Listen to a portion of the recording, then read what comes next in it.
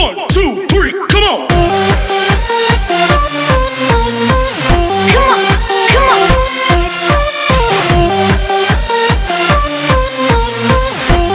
வணக்கம் ஃப்ரெண்ட்ஸ், நம்ம இன்றைக்கி எக் மஞ்சூரியன் எப்படி செய்யலாம் அப்படிங்கிறத பற்றி இந்த வீடியோவில் ஃபுல்லாக தெளிவாக பார்க்க போகிறோம்.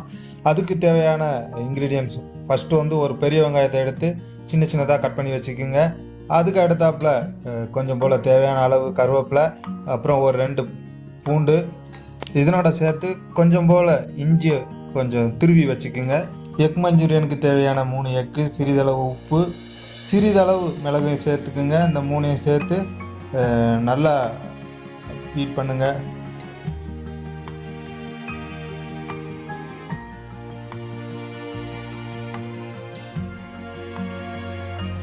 நல்லா பீட் பண்ணி முடித்ததுமே இதை ஒரு இட்லி சட்டியில் வச்சு, அதாவது ஆவியில் இதை வேக வைக்கணும்.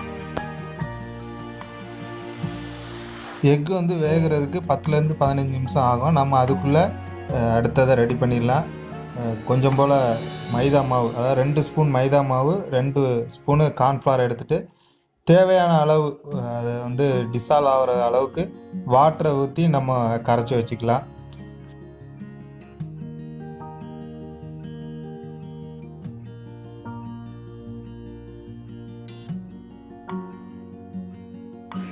ஸ்டீம் பண்ணி முடித்ததுமே பாயில் ஆன எக்கை வெளியே எடுத்து வச்சு அதை தேவையான சைஸுக்கு நம்ம வந்து கட் பண்ணணும் ஃபஸ்ட்டு.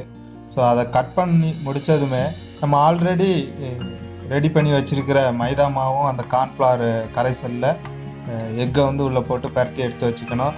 ஒரு வானிலில் ஆயில் ஊற்றி அதை ஃப்ரை பண்ண ரெடி பண்ண வேண்டியது தான். அதை ஃப்ரை பண்ணணும்.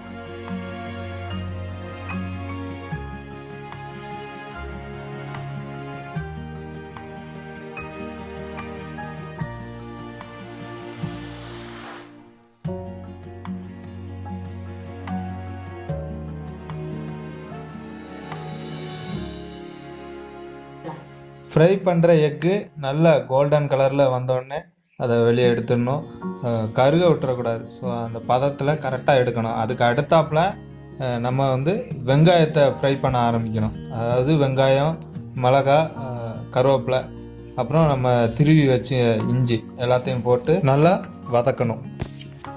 நல்லா வதக்கி முடித்ததுமே அது கூட நம்ம ஆல்ரெடி ஃப்ரை பண்ணி வச்சுருக்கிற எக்கை அதில் போட்டு மிக்ஸ் பண்ணணும்.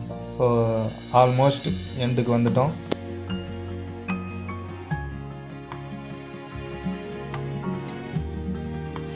இப்போ இது கூட 1 மூடி சோயா சாஸும் 2 மூடி டொமேட்டோ சாஸும் நம்ம ஆட் பண்ணணும். ஸோ அதுதான் நமக்கு வந்து டேஸ்ட்டை கொடுக்கும்.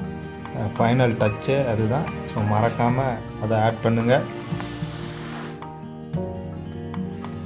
ஸோ இது கூட கொஞ்சம் போல் சோள மாவு கரைசலை நம்ம ஊற்றணும். ஸோ ஊற்றி நல்லா மிக்ஸ் பண்ணணும்.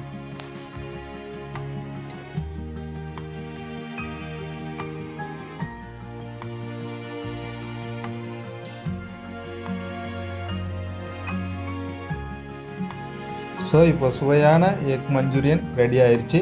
ஸோ நம்ம இதை அப்படியே கீழே இறக்கி வைக்கிறோம். பவுலில் ட்ரான்ஸ்ஃபர் பண்ணிவிட்டு கார்னிஷுக்காக நம்ம கொத்தமல்லி சிறிதளவு சேர்க்குறோம்.